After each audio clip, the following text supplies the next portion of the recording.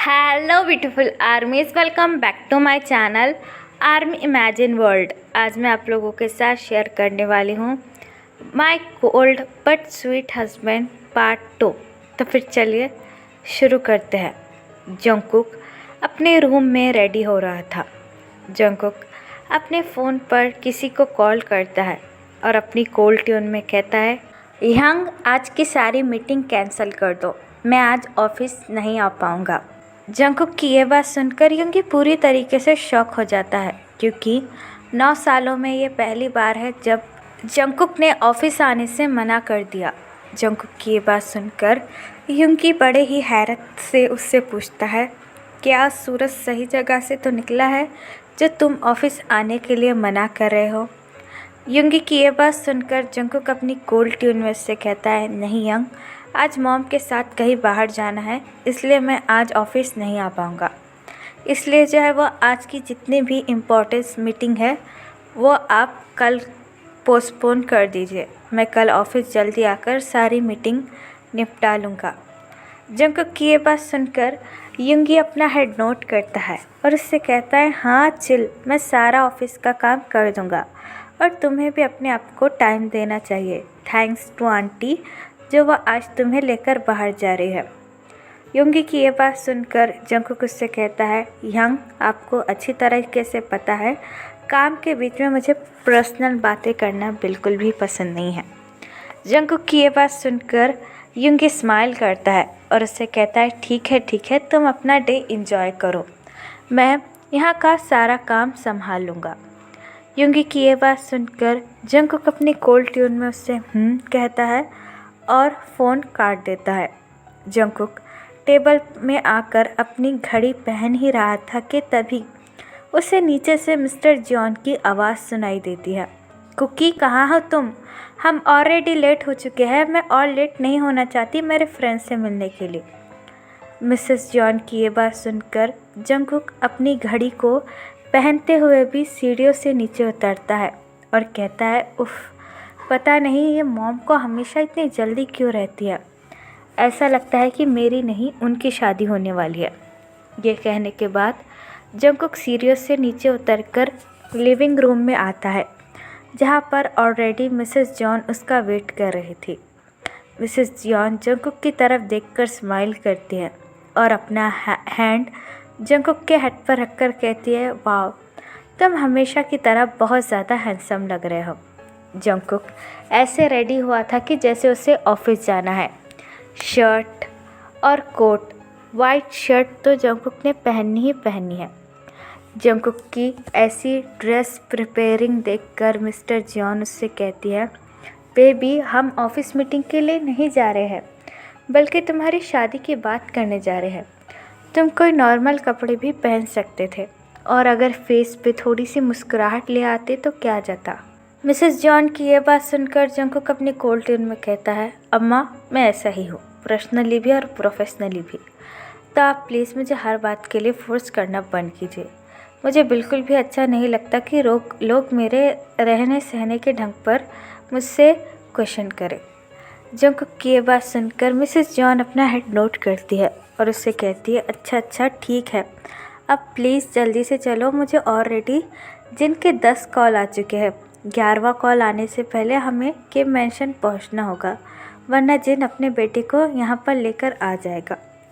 Mrs John की ये बात सुनकर जंगकुक अपना हेड नोट करता है और घर से बाहर निकलकर गाड़ी में आकर बैठ जाता है और मिसेस जॉन भी जंगकुक की साथ वाली सीट पर ही बैठ जाती है। जंगकुक अपनी कोल्ड फेस के साथ कार ड्राइव करना शुरू करता है। तभी मिसेस जॉन अपने बैग में से फ़ोन निकालकर जिन को कॉल करने लगती है। जिन आरएम के साथ मिलकर पूरे घर की तैयारी कर रहा था।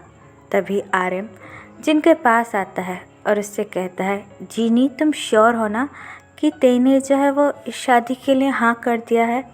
तुम्हें तो पता है तायंग कितना ज़्यादा शाय और इनोसेंट टाइप का लड़का है, कहीं तुमने उसे फोर्स तो नहीं किया ना? आरएम की ये बात सुनकर जिन आरएम की तरफ देखते हुए कहता है, नहीं जॉनी, मैंने बिल्कुल भी तेको फोर्स नहीं किया, मैंने तो बस इतना कहा कि एक बार जंगकुक से मिल ले, अगर वो उसे अच्छा लगा तो ठीक, वरना हम का उसकी ज़बरदस्ती शादी कराने वाले हैं। वैसे भी मिसेस जॉन मेरी बहुत अच्छी फ्रेंड है और वो मेरे सिटी से ही बिलोंग करती है, और इसलिए हमारा तेग को इतना ज़्यादा इनोसेंट होने की वजह से मैंने इसलिए ही जंकुक की शादी की बात उनसे की। अगर अच्छा नहीं लगता है तेग को तो हम कहाँ ये रिश्ता आगे बढ़ाने वाले हैं, बट एटलीस्ट एक बार ते जंकुक से मिल ले तो हमें इस बात की खुशी हो जाएगी। जिन की ये बात सुनकर आर्यन स्माइल करता है और कहता है, ठीक है, तुमने ठीक ही सोचा होगा तायम के लिए। जिन और आर्यन एक दूसरे से बात किए ही जा रहे थे कि तभी जिन के फ़ोन पर मिसेस जॉन का फ़ोन आता है, जिसे देखकर जिन स्माइल करता है और कॉल रिसीव कर कर कहता है, क्या तुम पहुंच गई हो और कितना टाइम लगेगा किम मेंशन आने में। जिन की यह बात सुनकर मिसेस जॉन स्माइल करती है और उससे कहती है, हाँ हम बस निकल ही गए हैं, कुछ देर में किम मेंशन पहुंच जाएगी। मिसेस जॉन की ये बात सुनकर जिन स्माइल करता है और उससे कहता है, ठीक है, हम तुम्हारा इंतज़ार कर रहे हैं। ये बात कहकर जिन फ़ोन रख देता है। आर्यन जिन की तरफ देखकर कहता है, क्या उन्हीं का फ़ोन था? आर्यन की ये बात सुनकर जिन अपना हेड नोट करता है और उससे कहता है, हाँ वो बस निकल ही चुके हैं, कुछ देर में पहुंच जाएंगे। ये बात कहकर आर्यन स्माइल करता है और उससे कहता है, ठीक है, तो फिर जल्दी जल्दी काम कर लो और तायंग को भी देखकर आ जाना। आर्यन की ये बात सुनकर जिन स्माइल करता है और घर के कामों में फिर से लग जाता है। और यहाँ दूसरी तरफ जंकुक और मिसेस जॉन ऑलरेडी किम मेंशन पहुँच चुके थे। जंकुक अपने कार स्टॉप कर देता है, लेकिन तभी मिस्टर जॉन कार से उतरकर सीधा मेंशन के अंदर चली जाती है। जंकुक के लिए वेट भी नहीं करती है, जिसे देखकर जंकुक अपना हेड नोट करता है और कहता है, अम्मा बिल्कुल पागल हो चुकी है, ये सारी औरतें एक जैसी होती है। ये कहने के बाद जंकुक भी अपनी कार को साइड में कर कर किम मेंशन के अंदर जाने लगता है। यहाँ पर आर्यन और जिन तैयारियाँ कर ही रहे थे कि तभी मिसेस जॉन भागकर किम मेंशन में आती है और जिनका नाम ज़ोर से चिल्लाती है।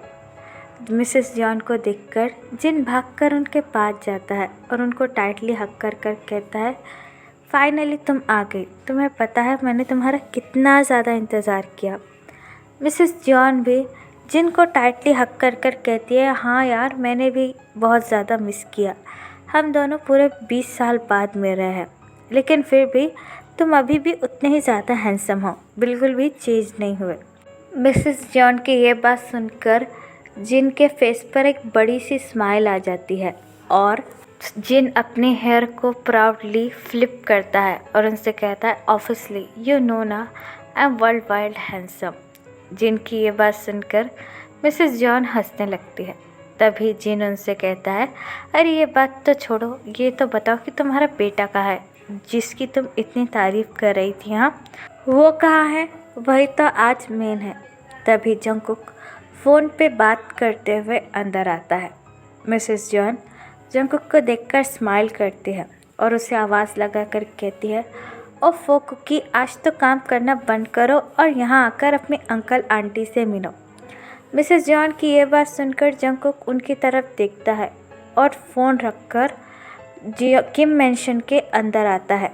जंकुक को देखकर जिन जंकुक के पास आता है और उससे कहता है, वाह ये तो सच में बहुत ज़्यादा हैंडसम है, मुझे तो यकीन ही नहीं हो रहा कि ये इतनी कम एज में इतनी बड़ी कंपनी का CEO है।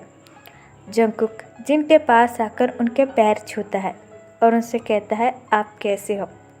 जंकुक की ये बात सुनकर जिन बहुत ज़्यादा खुश हो जाता है और मिसेस जॉन की तरफ देखकर कहता है, वाह तुमने तो अपने बेटे को काफ़ी अच्छे संस्कार दिए हैं। जिन की ये बात सुनकर मिसेस जॉन प्राउडली स्माइल करती है और उससे कहती, ऑब्वियसली ये मेरा बेटा है, स्मार्ट और संस्कारी दोनों ही होना चाहिए ना। मिसेस जॉन की ये बात सुनकर जिन स्माइल करता है और जंकुक की तरफ देखकर कहता है, चलो बेटे सोफे पर बैठकर बात करते हैं। जिन की ये बात सुनकर जंकुक अपना हेड नोट करता है और आकर सोफे पर बैठ जाता है मिसेस जॉन भी सोफे पर बैठकर जिन से बात करने लगती है। तभी आरएम जंगकुक के पास आता है।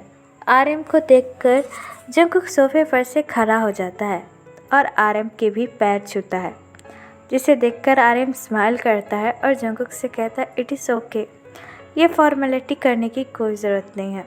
जिसे देखकर जंगकुक अपना हेड नोट करता है। फिर आरएम जंगकुक से कहता है खड़े क्यों हो गए, बैठो बेटा। आरएम की ये बात सुनकर जंगकुक और आरएम दोनों ही सोफे पर बैठ जाते हैं। तभी आरएम जंगकुक से कुछ बिजनेस की बातें करने लगता है, जिसे सुनकर जिन उनसे कहता है आप दोनों क्या यहाँ किसी बिजनेस मीटिंग पर आए हो? हाँ, जो बिजनेस की बातें किए जा रहे हो।